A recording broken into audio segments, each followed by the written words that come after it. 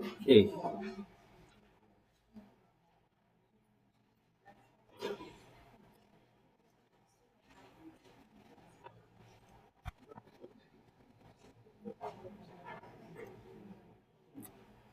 Okay, those online, I hope you can. If you're here, please mute. I wouldn't want to get feedback. You want to attend physical and online at the same time.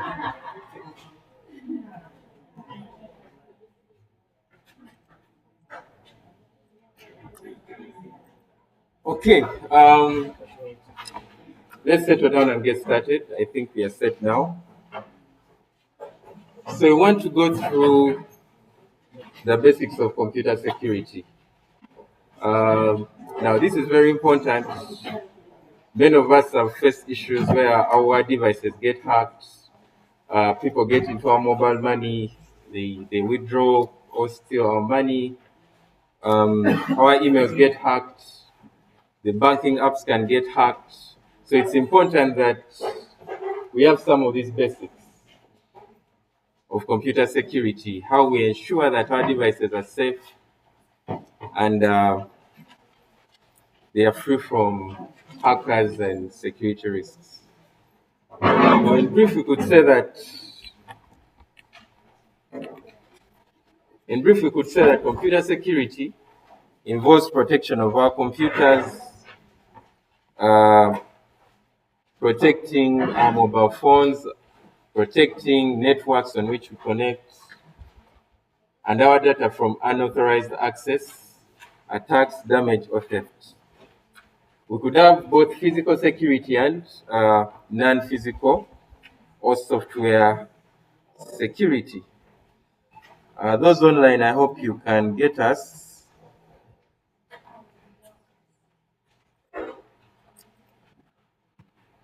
You can always drop a feedback in the message area for those online.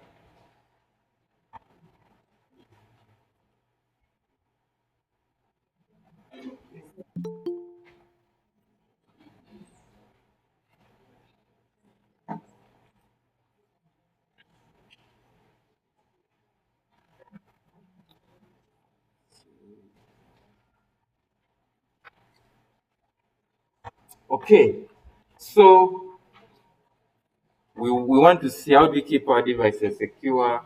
How do we, please let's mute those who are here. I don't want to get my feedback. How do we keep our devices safe physically and also from the software part? Why do we need this? It's important that we protect our personal and confidential information. Nowadays, we know that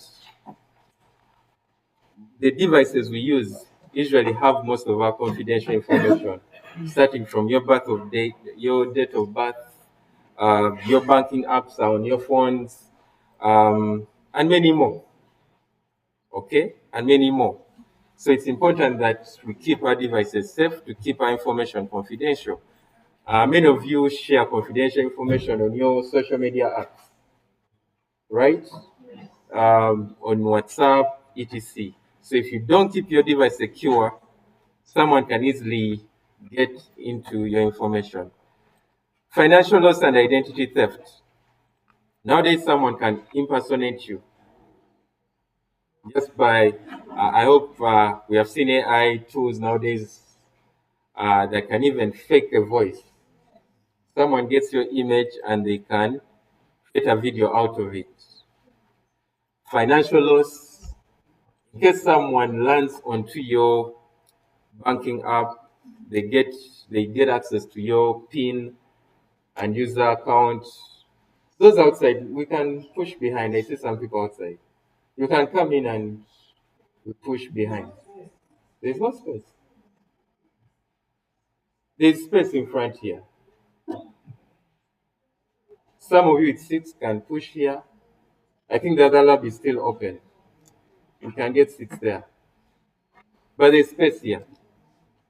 So, in case, I hope some of us have used banking apps on our phones. Nowadays, you can transact on your phone, you get money from your bank, You move it to your mobile money, okay? And in case your device isn't secure, someone can easily access that. We want to ensure that we safely use the internet. One of the easiest ways many of us get hacked is when we I think many of you have seen messages in WhatsApp where someone says MTN is giving out this amount of money, DFC is giving out this amount of money. Some of us, because we don't have this knowledge, we may think that's real. We don't have the security basics. We may think that's real. We just click those links, and that's how we get hacked. Okay? So how do we safely use the internet? Now, when our systems are secure, when our devices are secure, we are keeping them free from things like viruses. I hope you have heard of viruses. And in most cases, when our devices get slow, when they act in ways that are not to the right performance, we usually assume that viruses have taken over our devices. At times it could be that. At times it could be that it's space in your phone that is filled up. But here, when our devices are secure, we are sure that they will perform well. Now, here are some common threats.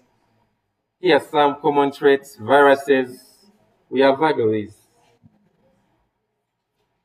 Members outside, you can get seats and come in front here.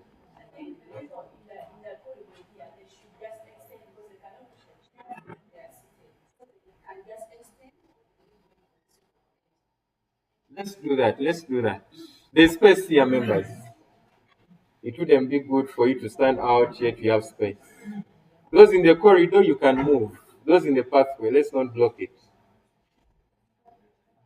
Those in the pathway, let's move or we push inside. Okay, viruses and malware. Now, a virus is usually a software like any other software, but it's usually designed with malicious intentions. You may install it thinking it's a legit program, but it's a virus. Most of these viruses corrupt our files. They can track whatever we do and share information to wrong people. Viruses are usually harmful programs that damage systems, they delete files, or even steal information. Many of us, of late, with this internet breakdown, we have been trying to work with VPNs. Excuse me. I think turn and look this way. You want to look in the wall? You can even get close here. You can get close here. There is no problem. I'm saying many of us in this, especially in this period where the internet is a little limited, we have been resorting to using VPNs because it's the only way out. Now, VPNs are usually free softwares. Though you notice some of those, they ask you to pay if you want extra services. Now, at times, such softwares are what could be viruses. I'm not saying that all VPNs are viruses, but some could be. They may not directly impact the performance of your device, that your device gets slow, etc., but they may steal your information. Remember, using a VPN, you have your banking app on your phone, you have your social medias on your phone. All the communications you're executing in your phone are going through a VPN. You haven't paid for this VPN. So if your information is stolen, there's no one to sue because you also use the software freely. Okay? A VPN is one of those VPNs, those free VPNs are one of those softwares we should use very carefully. Those are some of the softwares. Someone designs their VPN, but the intention is to steal your information. Are we together? So I would urge you that you don't really rely on them. Unless maybe you go ahead and pay for it. That's when you'll be sure that this is legit. But free, we all know free things come with high costs. Eh? We know that. Phishing. Now, phishing, a good example of phishing are those messages you get in your emails. I think some of you have seen messages where someone says, um, I'm a widow from maybe USA. My husband died. I have a lot of money. You know, such things. It might not even be the husband. They might say, I want somewhere I want to put my money. Okay? And you, because you're excited, you quickly give in your details, send the money here, not knowing that they are getting you instead. The other phishing examples are those messages we get in the WhatsApp groups. Okay, let me first add in these people. Are those online? Is there anyone who is willing to help me be a co-host?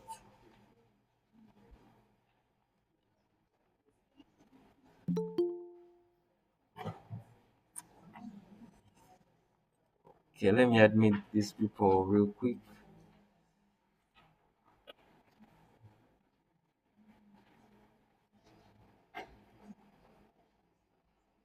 Anyone online who wants to be a co-host such that you help me let in other members?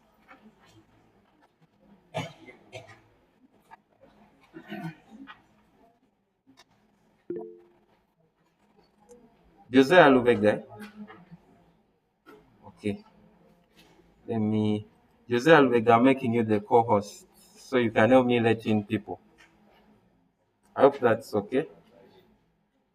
Or you had another submission. It is okay, sir. Okay, thank you. Okay, we are looking at phishing. Fake emails, fake messages, website design. I think a few months before elections, there were messages that were going around that the president was giving out money to the youth. Such things. Those are phishing messages. These are designed to trick users into giving personal details such as passwords and banking information. So you should be very careful. We should be very, very careful. Then we come to hacking. This is usually unauthorized access to computer systems and online accounts. Um, let's say you come in the lab here, you log into a computer here, and after using this computer, you don't log out your email. That's not right. Someone you may not know is going to come and use that computer after you. They can easily get into your account. Nowadays, we know that a Google account doesn't only keep emails. Our photos are there, Google documents are there. Nowadays, even we go ahead and back up our certificates and more. Could be your land titles. You could back them in the Google Drive. So if you don't log out, you could stand high chances of being hacked.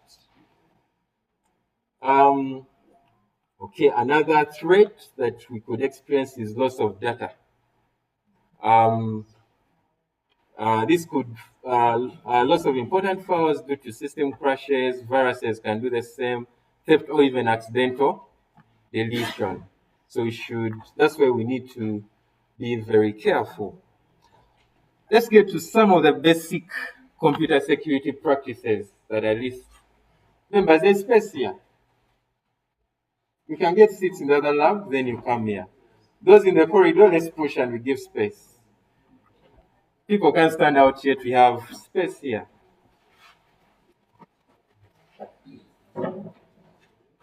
Those outside. Those in the corridor, let's move here so that we create.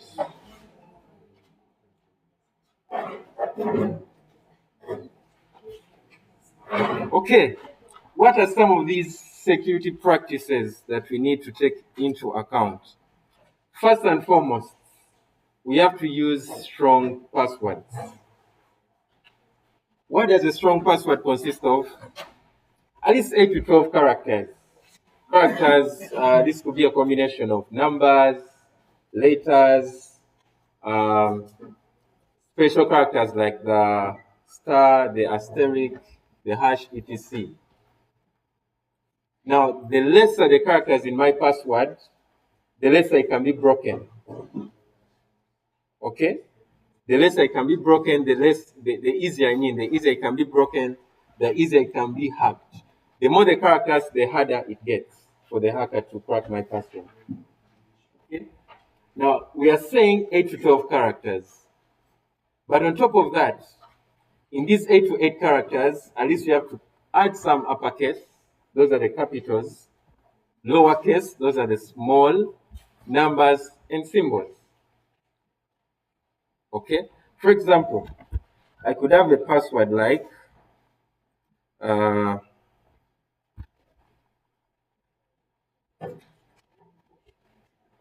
okay, I could have a password like D3 hash ID at maybe 20. That could be a very hard password to crack. But this is just my name. I've just added, this is David, but I've tried to change. Where there is A, I've put a 3. Where there is V, I've put a. So you can even just play around with your name by changing some of these characters. But it wouldn't be wise to just say, I use my name direct. This makes the hacker's job so easy.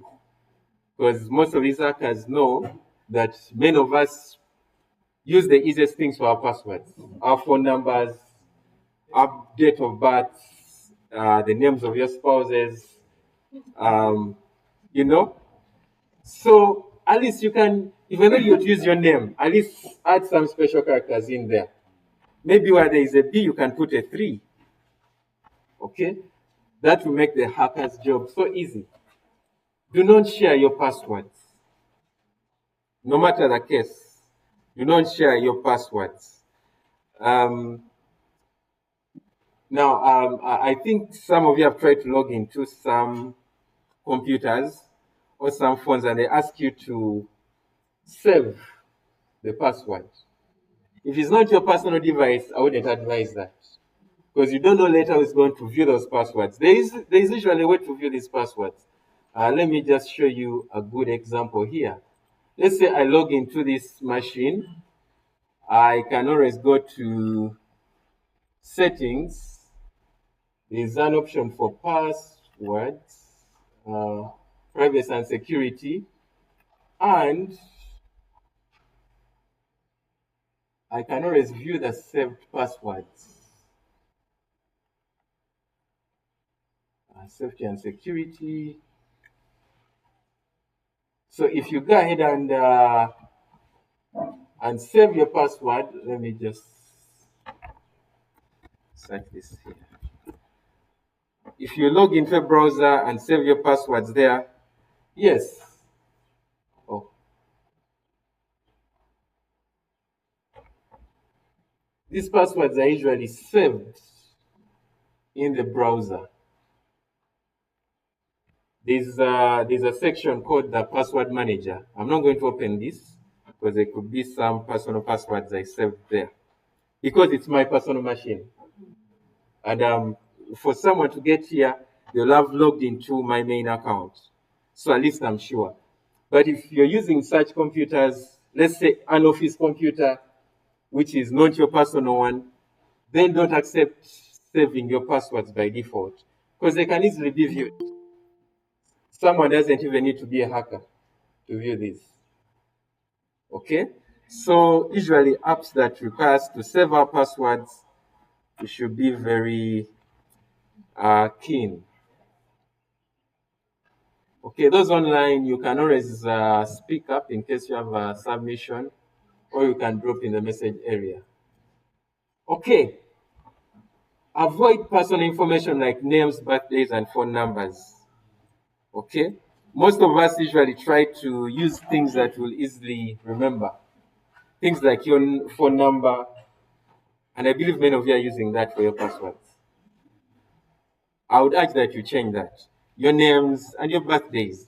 These are the first things a hacker will try as they try to get into your accounts. Names of your spouses.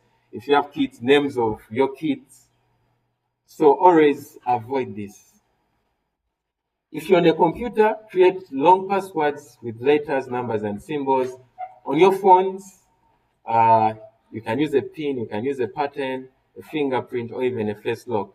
Um, Nowadays, some phones have gotten so modern that you can have your face as your password. You can have your fingerprint, etc. Then avoid reusing passwords on different accounts. Avoid reusing passwords on different accounts. I could have a Gmail account. I have a university account. I hope all of you are registered with the university account. The ERMS, have you heard of it? Where you check your grades, where you check your payments, etc. You could have, nowadays we can even lock WhatsApp. You could have TikTok. In this era, you end up having even more than 10 accounts. But we are saying avoid having the same password. Or even though it's close, at least change some characters in there. Are we together? Because now, if you have one password that works for one account, and a hacker tries it out and it works on one account, the next thing would be to try it out on your other accounts. You're making their work so easy. Okay? Okay, don't reuse passwords on different accounts. We have looked at that. Then one of the good security features we can always enable is adding what we call the two-factor authentication. Many of us who have Google or Gmail accounts, at times as we create these accounts, by default, this option will come up. What does it do? Even though someone has a password to my email, and they try to log into my email from another device, for them to gain access, I'll have to first approve from my phone. So it's not only the password that one can use to get access to my email, but I'd also need approval from my device. That's why we are calling it two-factor authentication. Let me try and just show you an example of how this works here. Let me try this. Okay, let me try and log into my account here such that we see how this works.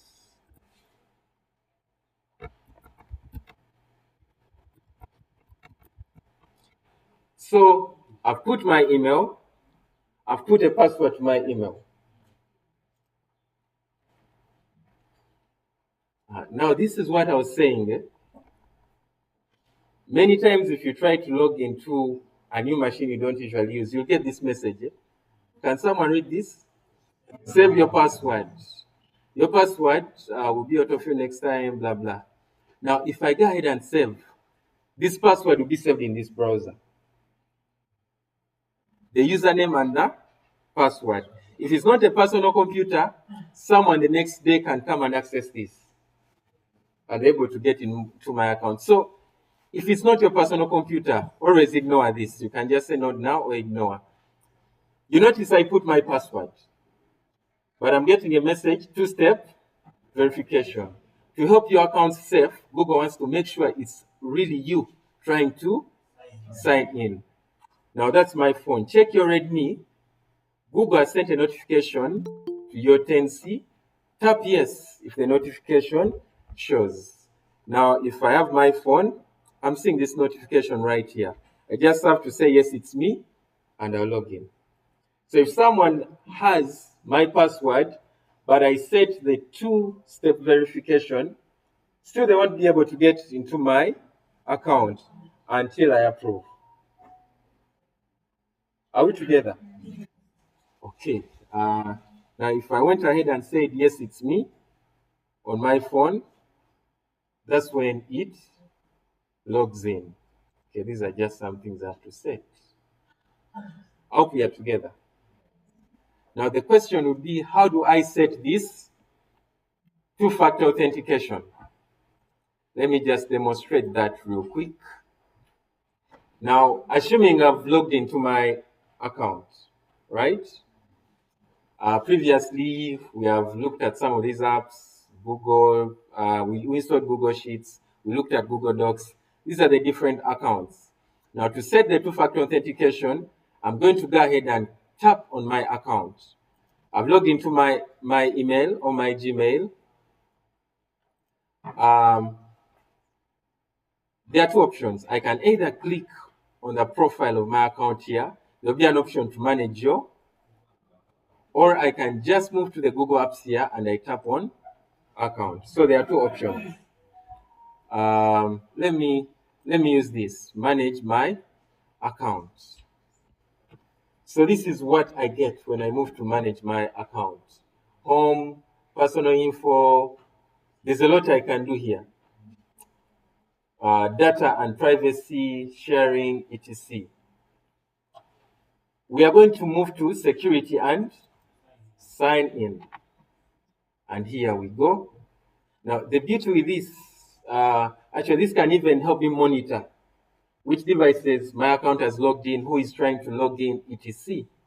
For example, here, I have a recommendation. Recommended actions in security checkup. I can click that, and I see the recommendations.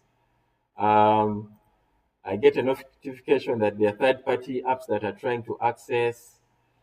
Now, this was given access, etc. But our focus is here. I'm able to see the different, when the activities that have been going on, all the devices my account has been logging in. There was a new sign-in on this device. This was today. There was a new sign-in. This was still today. There's a new sign-in into my account. This was still today. And if I want more, I can go to recent security. In other words, I can be able to track, if I'm not sure which devices or which apps have been accessing my email, I can always see this here and I can choose to remove some if I'm not sure. Okay? But we are moving, we are saying we want to see how we set the two-step verification. Once you get to security, you can see the recent activity on your device. Scroll down.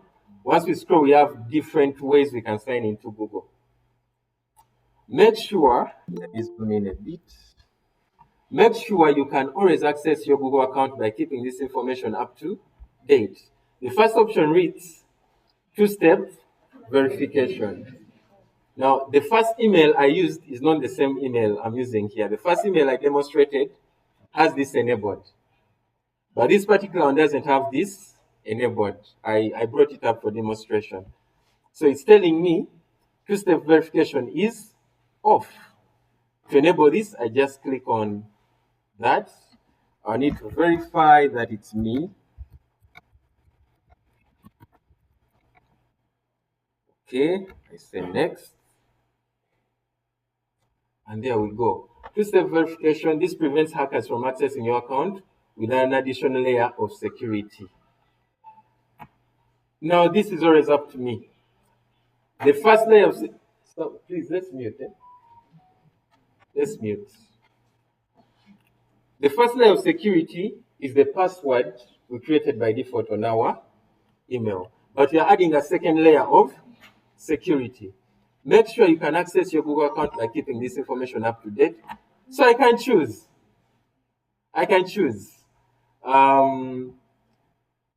Okay, I can add a passkey. I can use this option. Actually, this is usually the easiest.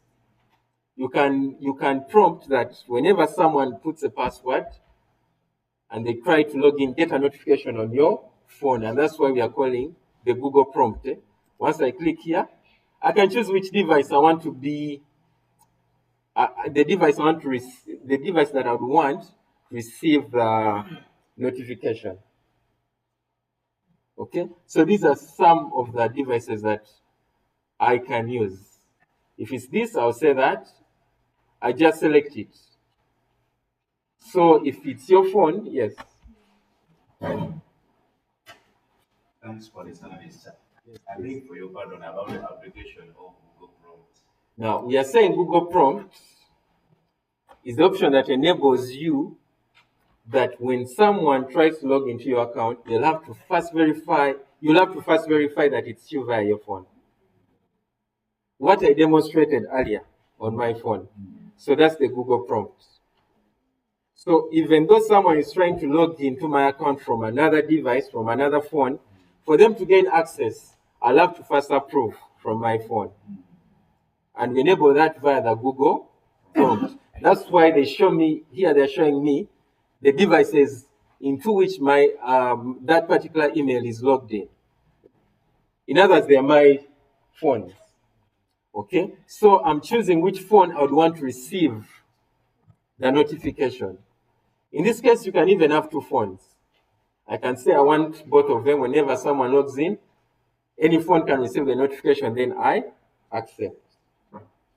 So you can always set that. The only issue could come maybe when you lose your phone. That's why you may need an extra option like a phone number. Okay? In case you don't have access to the phone, then they will send a verification code to your phone number. Are we together? So this is how we add the two-factor authentication. I'm also saying, in case you're not sure of which devices your phone is logged in, always, when you go to your account, security, check the recent activity. I'm going to check the recent activity, and here we go. I'm able to see, you notice I'm able to see when my account was logged in and in which location. Now, if it shows me that my account was logged in China, yet I haven't been to China, then that means someone is hacking into my phone. And that's when it would be very wise to, for example, if I'm not sure, if maybe I logged into this device and I forgot to log out, or it's not me who logged in, then I can log out from that device from here. Are we together? So you don't have to physically be there. I can just click on this, then I say, if it was me, I can say that. If it wasn't me, I say, no secure account. I can change my password, or I can, but to secure this, the best option will be change password, then automatically it will log out of the device. Or if I say it was me, I can see all the activity that has been going on. I hope we are together.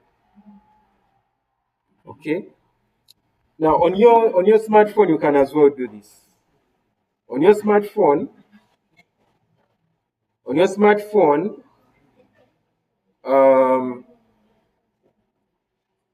okay, let's try to see how we can do this on the smartphone. On your smartphone, can you go to the Play Store? On the smartphone, can you move to the Play Store? Now, on your Play Store, at the top, you should see your account. If you have an email, if you have an image in your account, you should see that image. Now,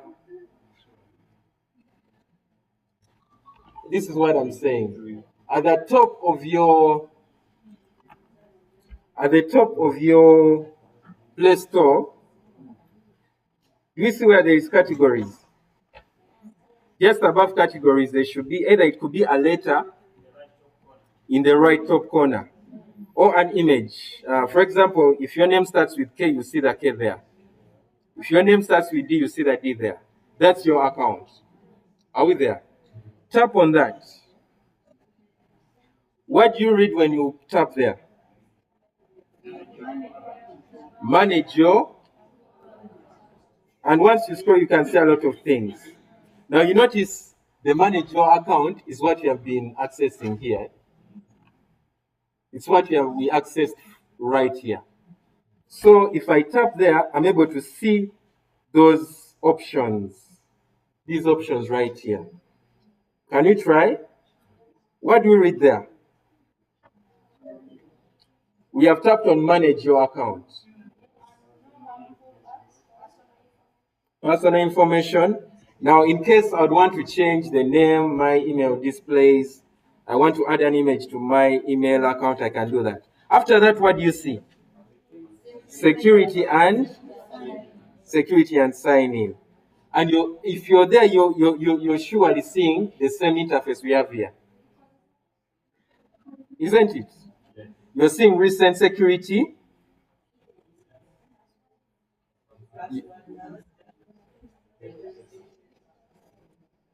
I hope you are seeing the two-step verification. That's what we have been setting here. Okay. Now, I wouldn't want you to set that now, but in your free time, you can try and set it. But I hope you have seen how we access it. And the recent activity, seeing who has been accessing your phone. If you're sure it's you, I hope you can see that recent security activity. You see that option? Members, we tapped on manage account. Okay. Below manage account, there's personal info. Then we tapped on security, and below that we can see recent security. Yes, or it could be events. And that's why you see which devices, which applications have been accessing your account. Okay? So basically, that's why you can do all this. Now, below that, you can even change your password. Where you saw passkeys, below there is password. You can change your password from there. Now, you try and explore these options in your free time. I was just trying to show you where you can set this. Exactly. Exactly. Once you tap on the two-step verification, you're able to see the Google prompt, etc. You just have to verify that it's you. Okay. I hope we are together. Let's try and check with our neighbors. Our neighbors are there. Yes. Yes, please. You don't need the network for this. Yes, you. Yes.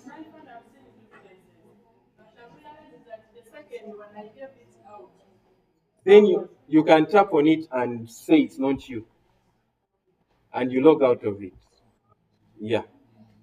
So it's very important that we are sure of the devices into which our accounts are logged in. It could be yet someone is always monitoring what you do on your device. Okay, let's proceed. Let's proceed. Let's proceed, members. Antivirus and software. Antivirus software. Now, antiviruses, let's focus here, members. Antiviruses are usually, let me check on the members online. Okay, those online, I hope we are together.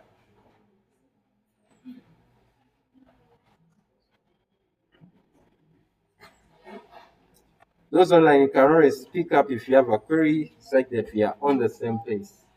Okay, the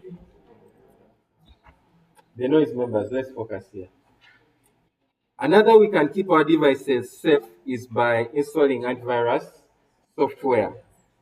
Now, many of us, when we are taught to install antiviruses on our devices, we run to the internet and we download any antivirus.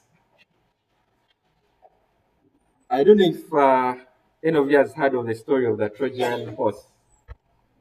Some of you have done history. I think back in the old days, I don't know, but there's a horse that was disguised to be a gift to a particular king, yet inside there were soldiers, and at night they captured.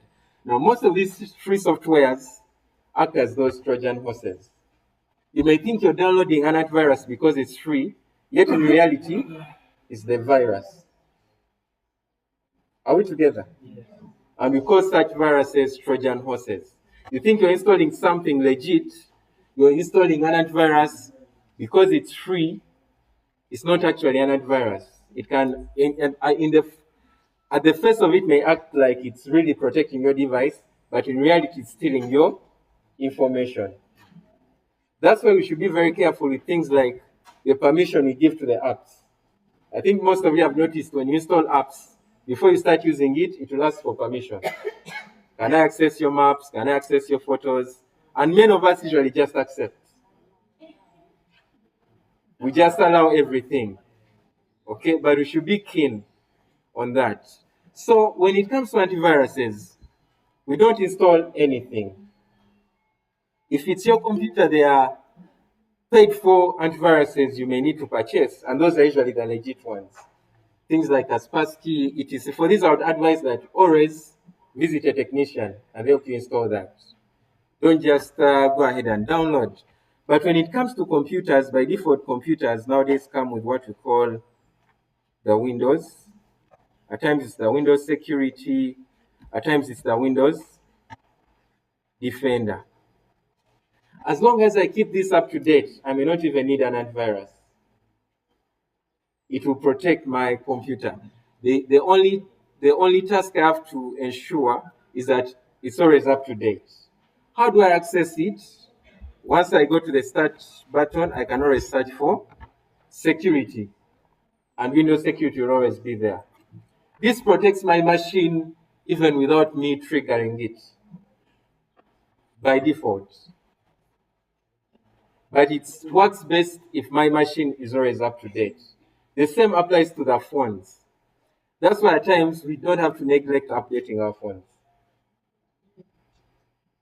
Yes, once it asks for an update, update it.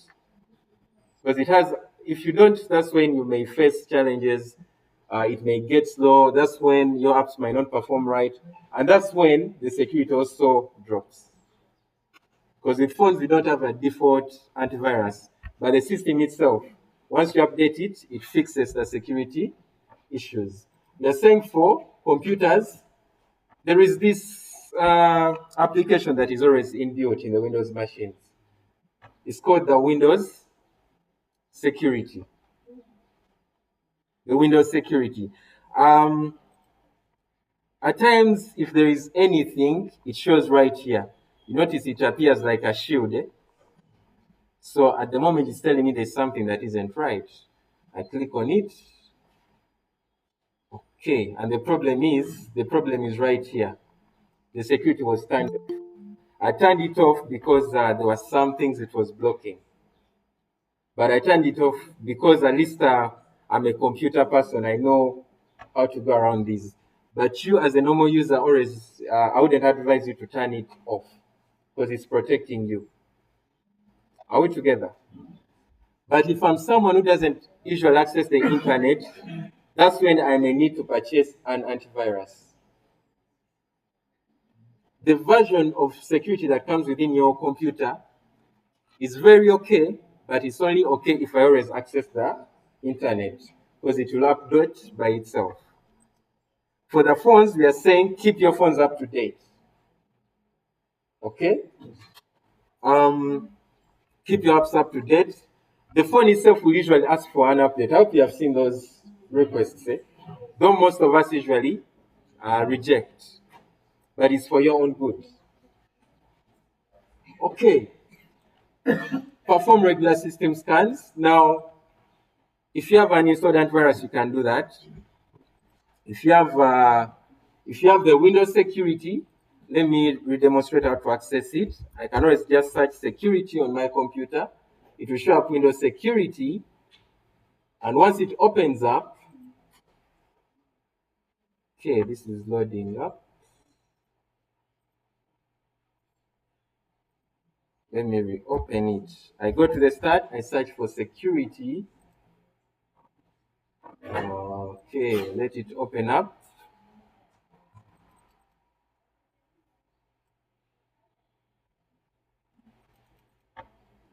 Okay. Okay, as it opens up, we can proceed. I'm going to demonstrate how we can have a quick scan. Okay, let's give it some time. So if it's my smartphone, automatically it will do the scans in the background. I don't have to worry much. The computer as well does those scans by its. Okay, yes. Now, when I open up my Windows security, there's always an option to scan. Okay, it's always accessible. I can just go through. This is the home. I get to the next option, then I can scan. And this will scan my device for any threats. Okay? Keep your devices up to date. The computer's operating system, apps, antiviruses, etc. If it's your phone, always keep it up to date. Um, updates, updates will fix the security weaknesses, which protect us from hackers.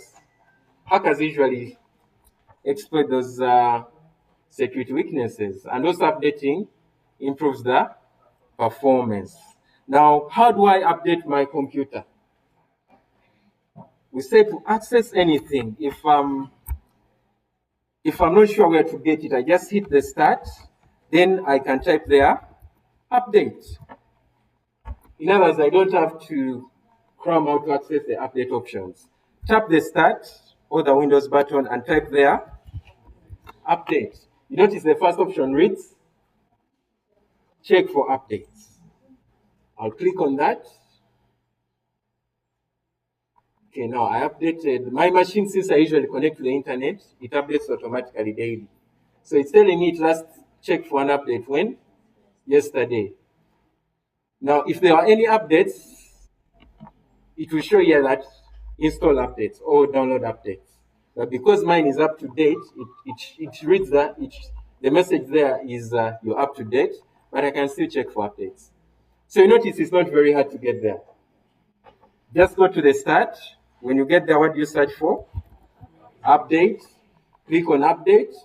The update options show up. And whatever message is here is what I click. If there's check for updates, I tap that. Now, note that you should be connected to the internet. You're not getting these updates from space. You need to have an internet connection such that you can have these updates. Okay? I hope we are together. Now, some of the safe ways we have to use our emails. Do not open suspicious links or emails. Okay? We have different kinds of this. It could be a link that is very enticing. You've won an iPhone 17, tap here for more. You've click here to get such and such rewards. Those emails you should be very careful. Imagine you want an iPhone 17, yet even you have never visited the Apple Store, the online store. I mean the online store. Some of us, at times we are just lured into this because we are excited, right? So suspicious links. Avoid downloading attachments from unknown sources. I get an email. I didn't. The source from which it's coming from, I've never interacted with them. I don't remember sharing my email there. I shouldn't just download these sources there. These files from there. Always check the sender's email. Check you are sent the email. Beware of phishing messages asking for personal info. Phishing is enticing. Phishing, someone could come. Phishing can happen in several ways. It could be physical. Someone could be a friend. They come around. As you're using your phone, they're observing what you're doing. That's also phishing. They can get your email and they can get your passwords and use them as they wish. It could be an app. It could be an email that has been sent to me and it's capturing my personal information. Okay. Secure your internet connection. Use a secure internet connection. For example, use password protected Wi-Fi networks. Many of us, if we try to connect to a Wi-Fi connection and it's open and there's no password, we are excited. We feel like you've gotten an offer. You find an open Wi-Fi connection, you just connect. But this is usually a bait. I'm not saying that all are baits, but most of them could be baits. I hope you know what a bait is. You log in, you connect, there's no password, you start doing whatever you want, but someone is capturing your information. Are we together? So don't just connect to any Wi-Fi network because it's open and there's no password. Avoid using public Wi-Fi for banking and sensitive activities.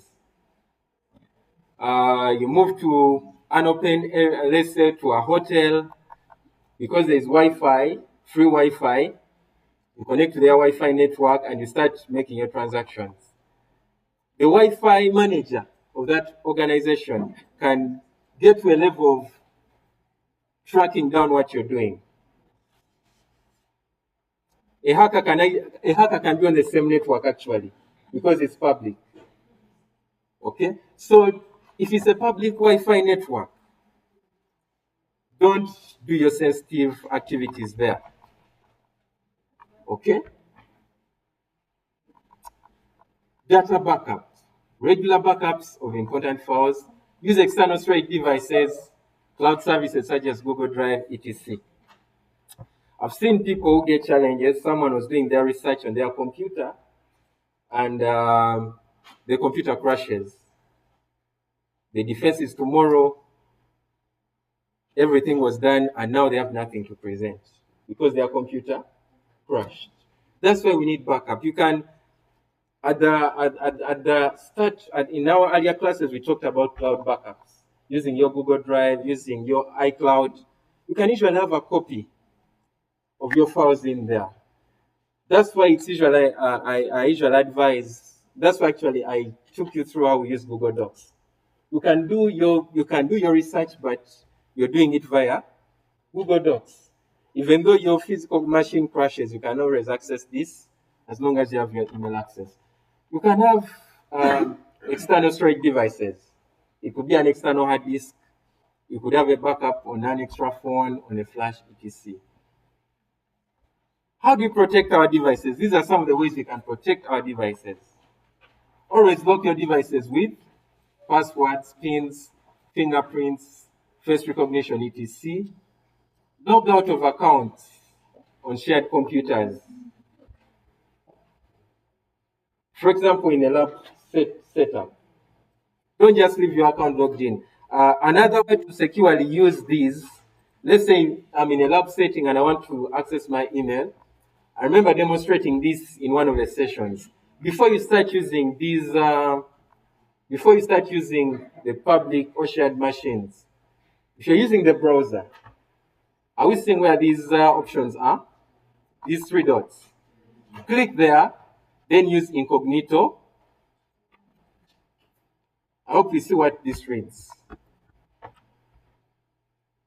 Others who use this device won't see there, so you can browse privately. If I browse in this mode, even though I forget to log in, once it's closed, nothing will be saved. My email will automatically log out, etc. So if you're working in a public environment, in a lab setup, I'd advise that you use the incognito mode. Are we together? Before I start using, go to incognito mode, and you're sure you're safe at least. Okay, those online, let me check on our people online.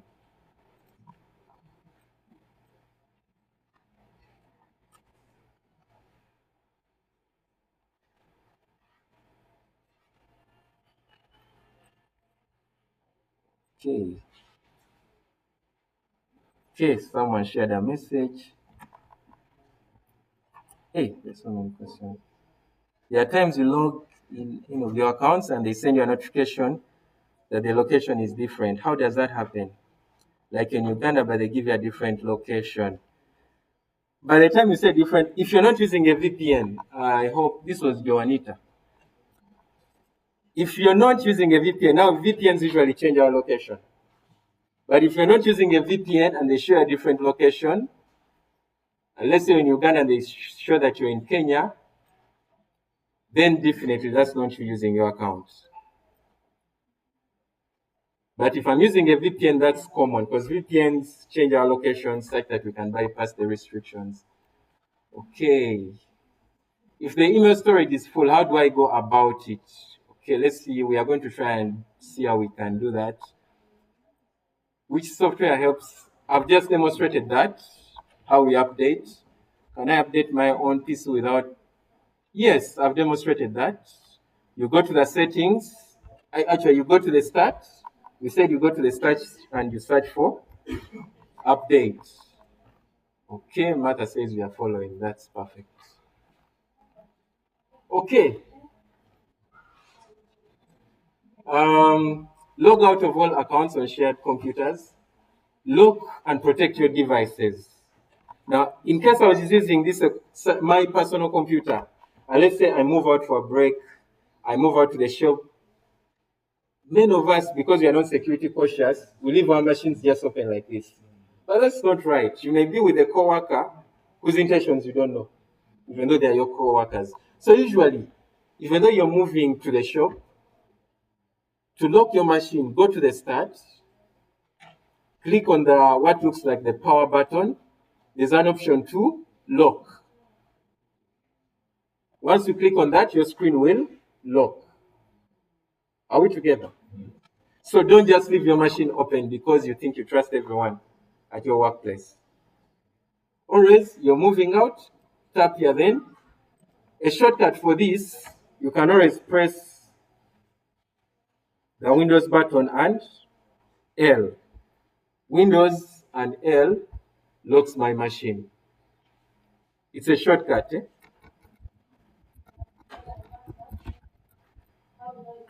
Now, if I've locked my machine, when I access it again, it will prompt me to put the password. So the shortcut is pressing the Windows button and L. If I don't remember the shortcut, I go to the start, I tap on the power button, then I lock. Okay. For phones, for computers, lock your phone when you're away from the desk. Use auto lock and don't leave them unattended. Yeah, for the phone, even you can set a timeout. But you don't have to write all this. I'm going to share. You can just write what you've understood. But this I'm going to share in the group, like I always do. Let's not put the minds much to writing without understanding what we are discussing. Okay? I'm going to share this. Okay. Safe software installation. Another way to keep safe is installing softwares from trusted sources. Okay? This could be official websites and app stores. That's why I remember when we were starting these classes, someone asked, where do we get these apps to install on our computers? I said, if you're using a Windows machine, always use the Microsoft Store. I hope you remember that. If you're using a smartphone, if it's an Android, use the Play Store. If it's an iPhone, you can use the Apple Store. And if in case I don't have to use this, I should ensure that I'm getting this from a trusted source. For example, if I want to download Microsoft and I search for Microsoft,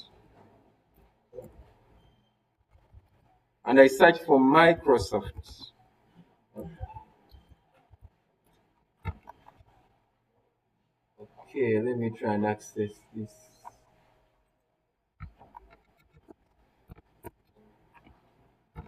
Let's say WhatsApp. I want to install WhatsApp. On my PC. Now you notice there are a number of options. They're telling me I can get this from the Play Store. The first option is WhatsApp.com. Now that's a trusted source. But if I have any other sources, okay, this is also trusted. Now, if I have other sources I'm not sure of, such as the Metastore, etc., I wouldn't opt for that if I have a trusted source. Okay. Signs of how do you know that my device has been compromised? Compromising is like your device has gotten infected by a virus, someone is monitoring it, or it has been hacked. Slow performance. This is usually signs of virus infection. Frequent pop-up adverts. Now, most of us actually you notice this, many of you are using free VPNs, these adverts just pop up. That's a sign that you may not be hacked, but you having those adverts you didn't ask for is a sign that you're not secure enough. The adverts, play this game to do this, such stuff. Unknown programs being installed. The browser homepage or setting changed without permission. For example, by default, if whenever I open my machine, my browser, I see Google, right? Then after some time, it no longer displays Google. Whenever I open, it shows something different, which I didn't set myself. That's usually a sign that I'm compromised. Okay. Okay, we are saying install software, install security software, and use official apps. Always review app permissions. I've talked about this earlier. Whenever we install a new app, it will ask for some permissions. Don't just allow your an app to access your camera. If you give it access to your camera, if there's a hacker behind, they can even get control of your camera even when it's not turned on, and they can see what you're doing. Are we together? So we should be, for apps like WhatsApp, we know those are trusted. For apps like Facebook, but an app you're not sure of. You're downloading an app, let's say you're a teacher and you're just downloading a dictionary, a dictionary app. Why would you let your dictionary access your contacts? Right? Why would you let your dictionary access your location? Are we together? Why would you let your dictionary access your camera? So we should also think before we just give permissions. Okay? Here are some good security habits. Do not share your passwords with others. Always log out after using the shared device. Check the website security. Now, if I'm accessing a website, in the website address, now we usually have two options. We have the HTTP and the, now whenever I access a website and it doesn't have the S is usually shows that the site I'm accessing has a security certificate. In other words, whatever I'm accessing there is encrypted. Encrypted means it can't be visible on the network. It's hidden. Okay? But if I use a website and it doesn't have an S on the address, then I should know that whatever I'm transmitting on that website, a hacker can see it. Let me show you how we see that. If I put google.com here, you notice in the address bar, I hope you can see that it reads HTTPS. Excuse me, sir. Yes, please. Sir, you are no longer sharing the screen, so we are not seeing. Oh, sorry. Thanks for the heads up. I hope you're seeing the... Are we there now? Are you seeing my screen now?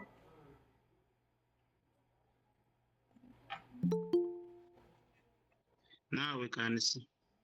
Okay, thank you. Okay, so we are saying a site that just reads, let's say, HTTP without the S, then I should know that whatever I'm accessing right there is not secure. It's visible on the network. Okay? I hope we are together. Folks. We have a few minutes. Okay. So computer security is everyone's responsibility. We can keep our devices secure by following basic security practices. Users can protect their devices, data, and personal information from cyber threats. Now, those are some of the basics of security. I don't know if I can borrow 10 minutes from your time and we try and look at Google Slides. Okay. So, are there any questions as we conclude with security? Yes, please. Yes.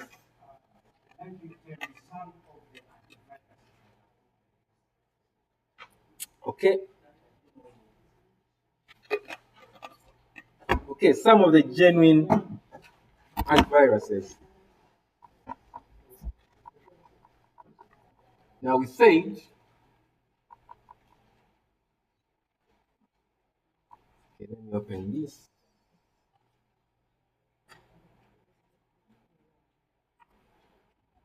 Some of the genuine antiviruses. One of the best that I'd recommend is Kaspersky. I don't know if you've heard of that. Um, Kaspersky, we can always have Avast, not the free versions, the paid versions. We can have AVG, we can have ESET, but so far Kaspersky, uh, it has been the best on my side. Though we are saying you may not even have to go ahead and buy these.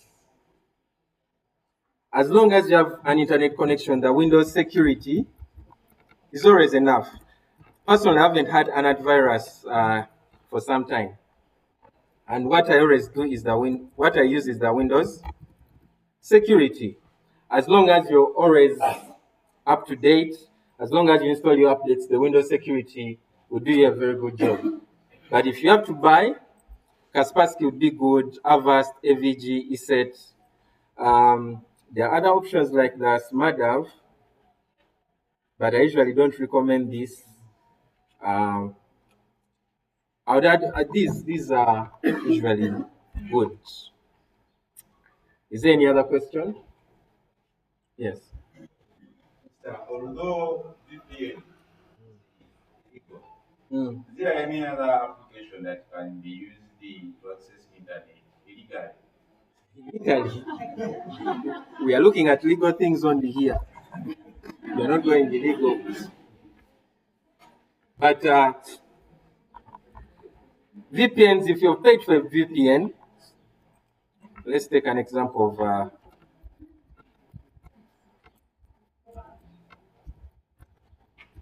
most of us are using the free version. But these things, if you get the best of it when you've paid. When you've paid, I think you've seen these prompts. Whenever you try and open the app, it gives you the free option, and it also asks you to pay for extra services. But for the class, we are looking at only legal options, not illegal options. Okay. Okay, I'd want us to go through Google Slides real quick, at least in the next few minutes, at least 10 minutes. Now, I hope you have this on your phone, and I hope you tried out what we discussed yesterday. Did you try the transitions? You didn't. Okay, I'm going to demonstrate those real quick.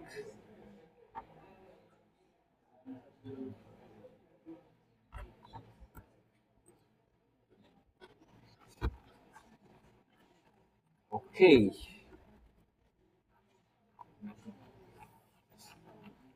Okay, so Google Slides. Yesterday we looked at Microsoft PowerPoint. It's a presentation software as well. Google Slides is another presentation software. It's free. It's an online tool we can always use to create presentations or slideshows. If you have ever used Microsoft PowerPoint, we looked at this yesterday. It's the Google version of that. So most of the things in here we looked at. What makes it special is collaborative. In other words, we can work on the same document, on the same, I mean on the same presentation, even though we are in different locations. It can auto-save. We don't have to worry about saving. Once I've added content here, it automatically save in my email. And it's free. That's another beauty. How do we create a Google Slide presentation? Let's open up our Google Slides. Let's open up our Google Slides. Are you there? Oh, do I have mine? Okay, let me use this. Do we see the plus? I don't have eyes to see your physical screen or surroundings. Okay, once you open Google Slides, tap on the plus. Which options do you see there? Choose template or new presentation. Now we talked about templates in Google Docs, Microsoft Word, spreadsheets. We also have these in Google Slides. Let's choose new presentation. And this is the pictorial view of that. The plus,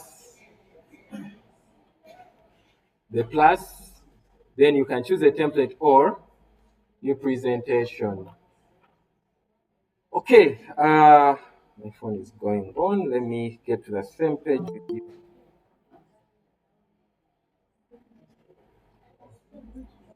Okay, I am moving to the same page with you. Okay, let me check on our friends online.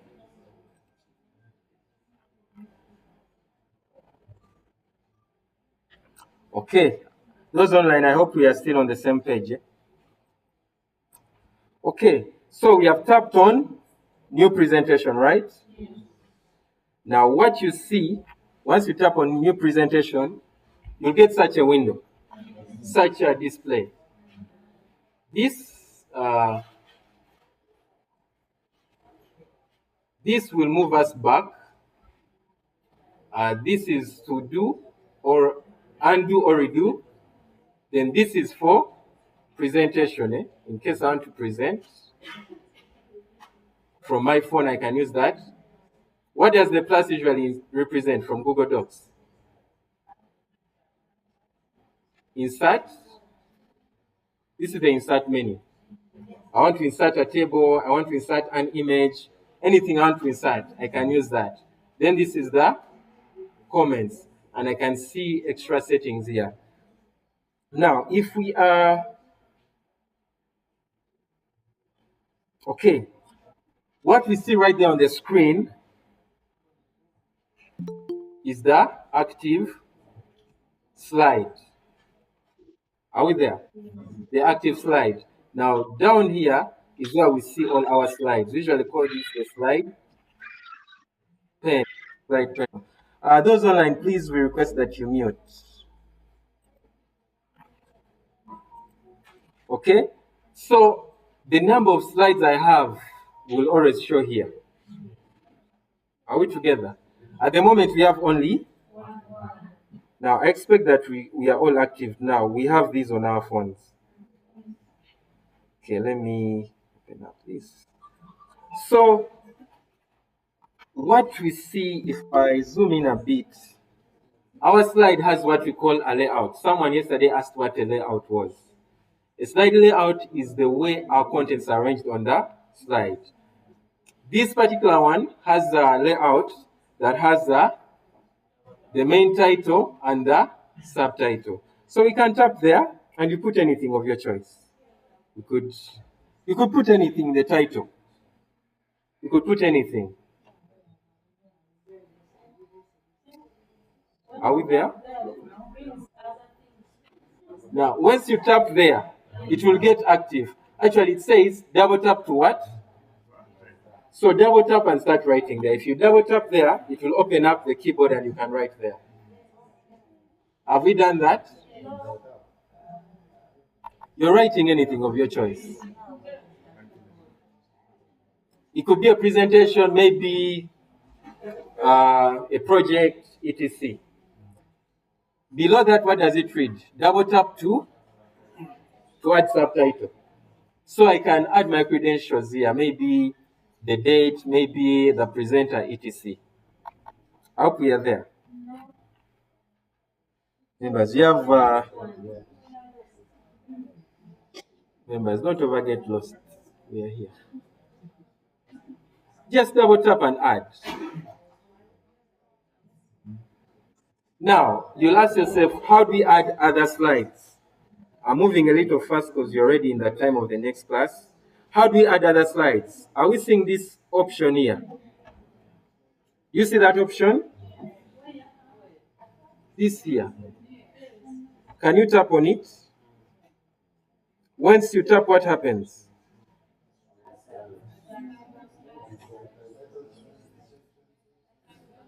Okay, let me get there as well. Once I tap on this, I'm adding a new slide. This is the option we use to add a new. Now, once you tap on that, you're able, before you add the slide, you're able to see the different layouts you can use. Do I want a title slide? Do I want a section header? Do I want a title and body? Do you want a title only?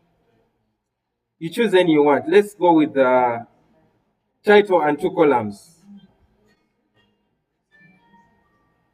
You notice once you add it, right here, the slide is also. So now you have 2. Okay? And you can, wherever you want to write anything, you just tap. We are not going to write everything there because we are time bad. But by now we know how to write into it. Whenever I want to add, I do the same. And I can have as many slides as I want. Are we together? We know how to add slides now. Now, if you tap, you notice if a slide is selected, the menu here changes. This is to insert a text box. This is to insert an image, etc. But if I double tap in a section, I want you to double tap in the title. Can we double tap in the title? Double tap somewhere. The menu will change to this. If you double tap where it tells you to double tap, it changes to that because I'm going to format my text. Are we together? I'm going to format my text. We know what the B does. We know what at least we have worked with this. And to get more options for text formatting, I can tap on that. Do we see that somewhere? Okay. But this menu, the text editing menu, only appears when I've double tapped into a section. In case I've selected a slide like this, you notice the menu will be different. So we should know where we are. You select a slide, the menu looks like that. You double tap into the slide, the menu changes to that. Okay? Maybe let's try inserting an image. To insert images, tap the insert. We said our insert is the plus. Tap on it. We should see some of these options, right? Comment, text. Let's start with image. And I want you to try and insert your image. Can you try that?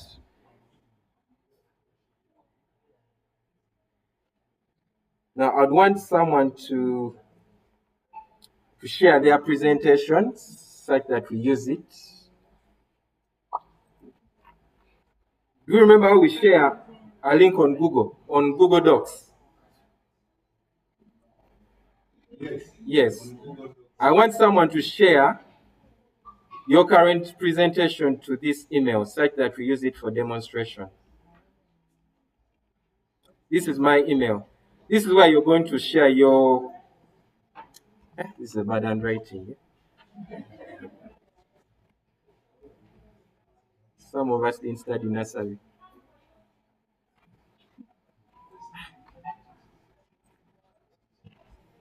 Okay, let me write the email. I just want someone to share and make it open such that we can edit. Share in the WhatsApp group.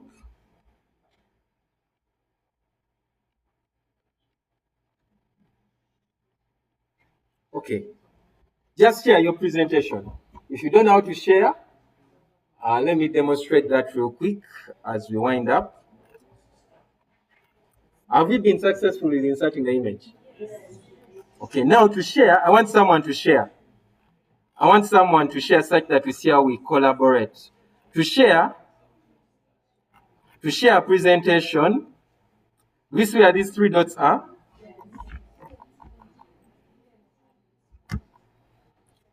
Tap there. Okay, let me get there as well. You see the options to share?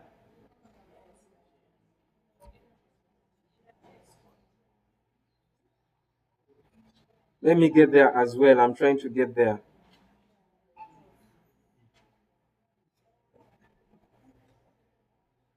Okay, can we tap on those three dots? We see where we see share and export. We see where there is manage access. Let's go to manage access. We tap on the three dots.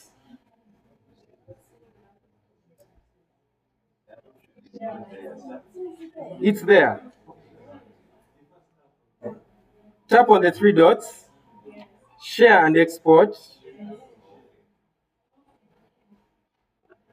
manage access. I hope you know what happens in managing access.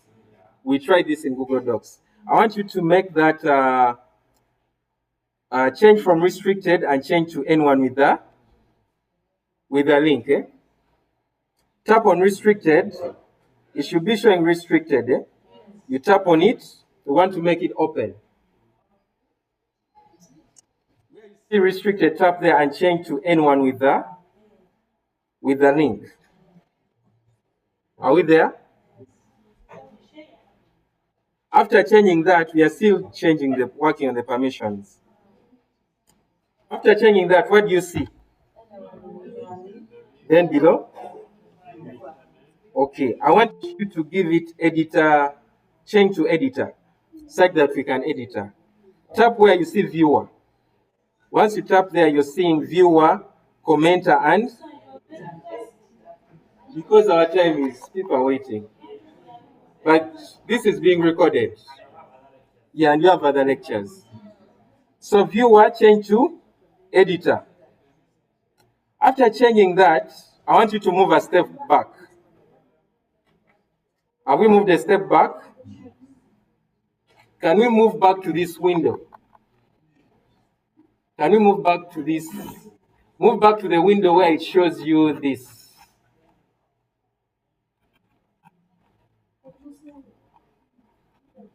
Okay. Can we move back to this screen where it shows us our slide? Are we there? I want you to tap the three dots.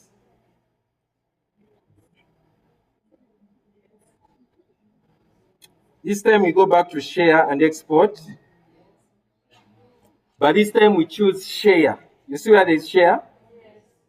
Now I want you to put my email there, the email I just shared. dchitumba@bugemauniv.ac.ug. I hope you've seen where you put the email.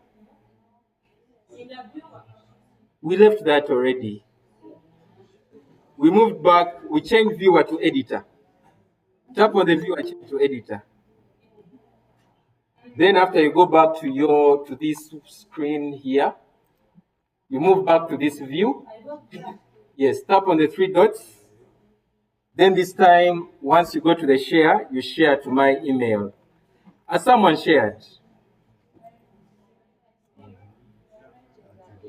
that's the email. I'm trying to move a little fast.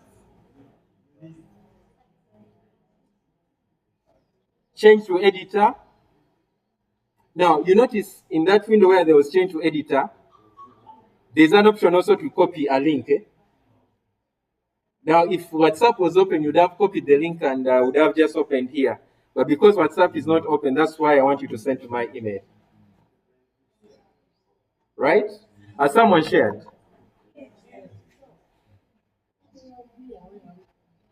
Now, once you put my email, you should see an icon that looks like this. That's what sends.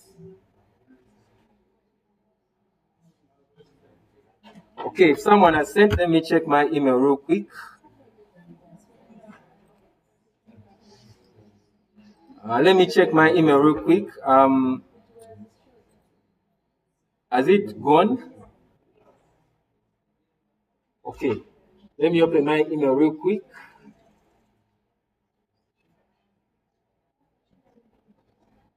After sharing, look for an icon that looks like a paper plane.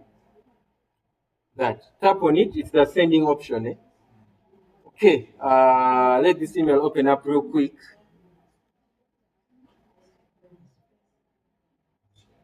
Okay. So, a number of you have shared. Eh? Okay. Let me start with Josiah. So Josiah has shared this presentation. I hope he has given us all the permissions. Let me open also this in, okay, a number of people have shared.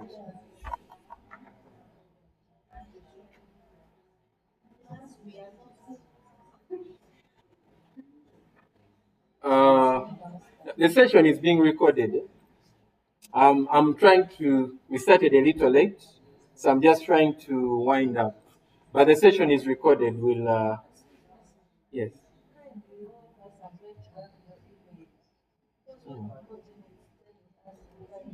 Now this is, I'm going to write the email. This is Josiah. So Josiah has shared his presentation. We said one of the beauties of using these Google Apps is that we can collaborate. We can work on the same at the same time. Let me rewrite my email here for those of you who didn't get it. This is my email. You notice I'm working in Josiah's presentation. Eh? Now I want to share this to the WhatsApp group. I want to share this to the WhatsApp group such that we can all access it.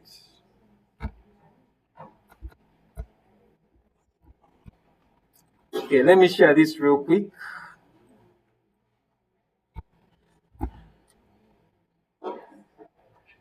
Okay, I want all of us to access it. Let me open it and I share in the group and we try and access it at the same time. Then we shall call it a day.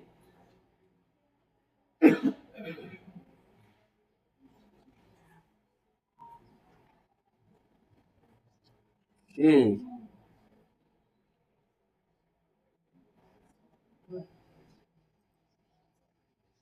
I'll be able to see those that have sent, but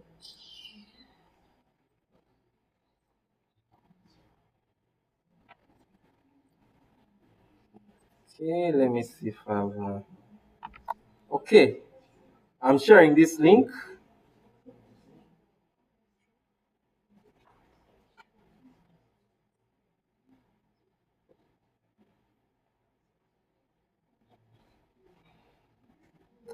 Okay.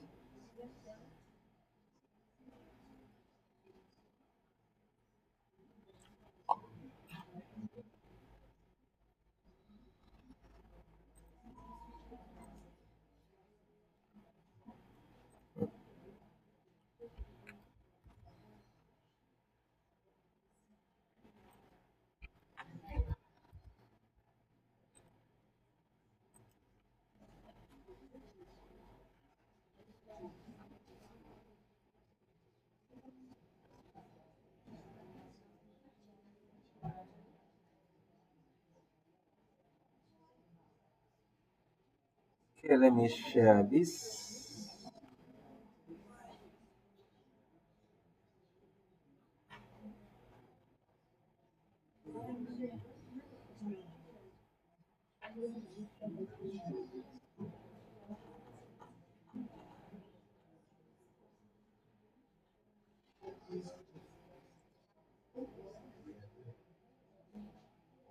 Okay.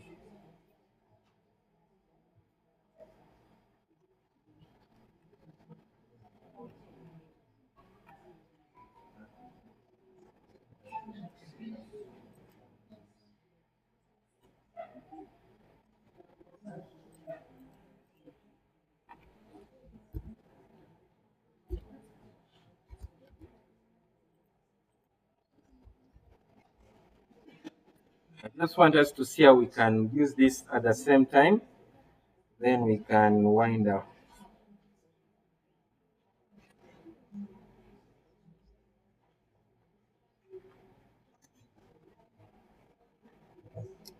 Okay.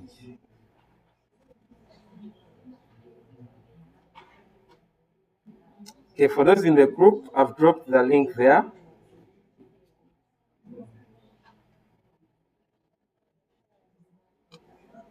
Okay, can you access that link I've shared? Can you access that link you have shared?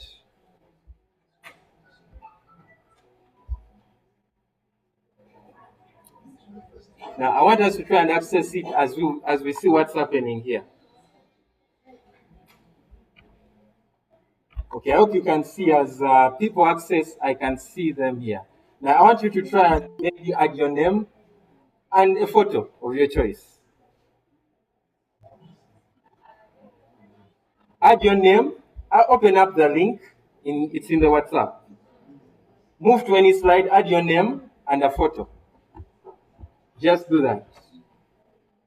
We should be able to see that in real time here because we are collaborating, we are working on the same presentation together. What you do, once you open up the Google slide, add a new slide. Don't work on the slides that are there. Add a new slide. On this particular presentation, open it up and add a new slide of your choice. We saw we had slides. I'm not seeing anyone yet. I just want at least 3 to 4 people. Add a new slide. On that slide, add your name and a photo. Yes, you're working on your own slide. Don't use the slides that are there. You should see 3 slides. I've shared a link in the WhatsApp group. It's there. You see what happens when you click on that link? It opens up in Google. Now go ahead, add a new slide, add your name and a photo. I want us to see how we can work on the same together here.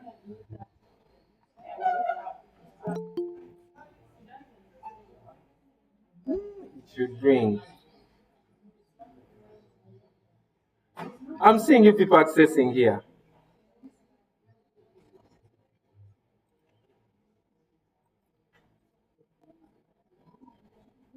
Oh, you can only view, sorry. Okay, I hope you see where restrictions come in. Eh? Okay, let's now add. Make sure you add your own slide. Don't use the slides that are there. I showed you how we add members. You're not starting up fresh. To add, we say you tap on this icon right here. That's how you add. Tap on the link in the WhatsApp group. It will open up the slide, the presentation. Once you get there, add a new slide. Don't work on the slides that are there. Yeah, you have to reopen. Close what you had opened, go back to the WhatsApp group and open up fresh. The link is there in WhatsApp.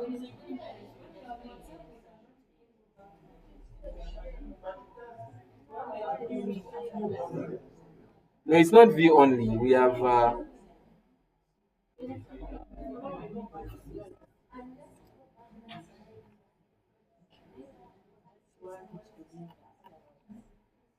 yes, I'm seeing some 2 people editing this already.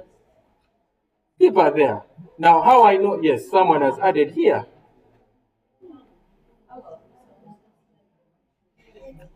So I just want to see some people share there. Just drop a name.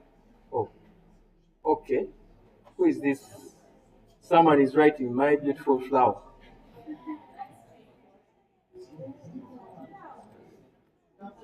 Go to the WhatsApp group, open up the link.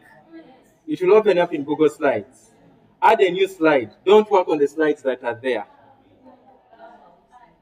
People, we say to add a slide, you look for this icon right here. Tap on it. You just have to reload. You can close the Google Slides you open afresh. Because other people are seeing it. The issue could be your network. Eh? If other people are there, it means it's working. So you can close and reopen. Okay, David and Rebecca is there. Add a text. I want to see at least 3 people. Okay, someone else is adding. Add your own slide. Don't work on the slides that are there.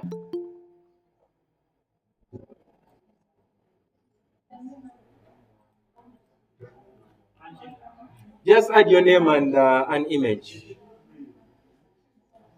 Just close Google Slides and reopen via the link. Eh? We know how to close apps on our phones, right? Close Google Slides, go back to the link, open. This is just the network. Okitel Muzamilu. Okay. I hope you notice the goal of this is to see how we can work on the same file even though we're in different locations. So all of us are working on the same. Please put your name. I don't know what this is. Put your name, then you can go ahead and put your comments. Okay. Have we tried to upload our images? Okay. I can edit from here. This is Oche Gilbert. Eh? Okay, someone has put there. Hey, who made these people here? You took a photo in your class. But it was you were complaining you're not seeing the things. No, it is a record. Yeah. Okay, I want at least 2 more people to add it. Add a slide, add your name.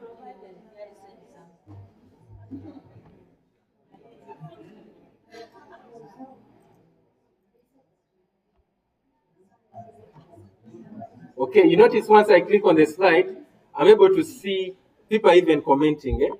You can comment. Samuel Wanchiga, hello friends. Lubega Joseph here. So you can even comment. Let's say you have a seminar you're going to present 2 of you, right? You can edit your presentations together and even add comments. The rest of us, let's add the images. I'm seeing only Babide. Babide. Should we say Babide with a beautiful flower? Oh.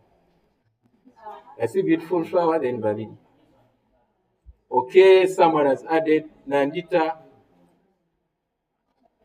Okay, this is put your name, please.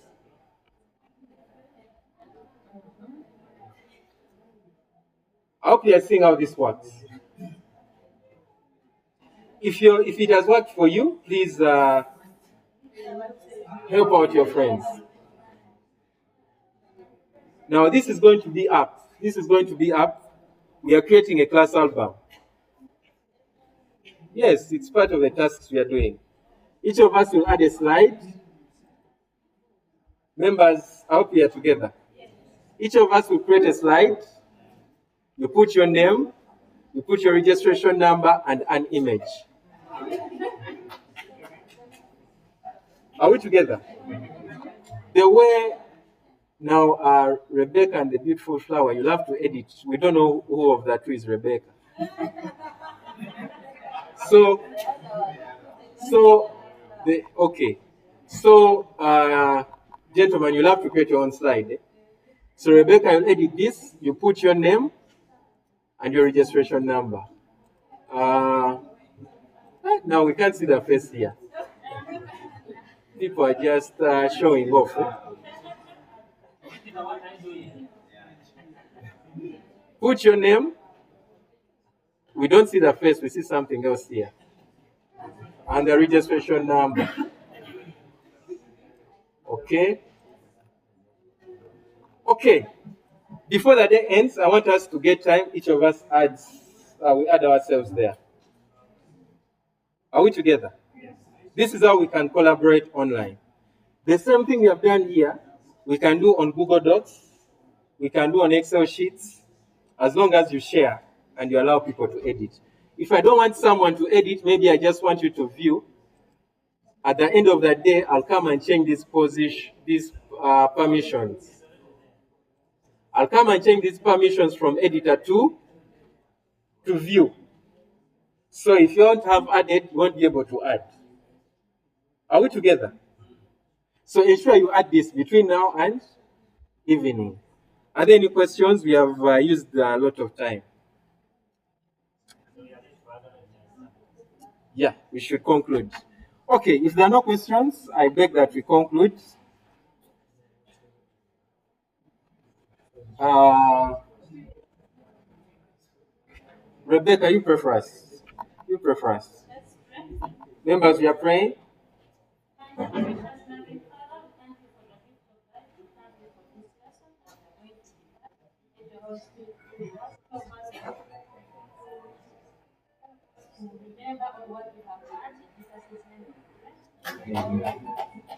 Okay, thank you.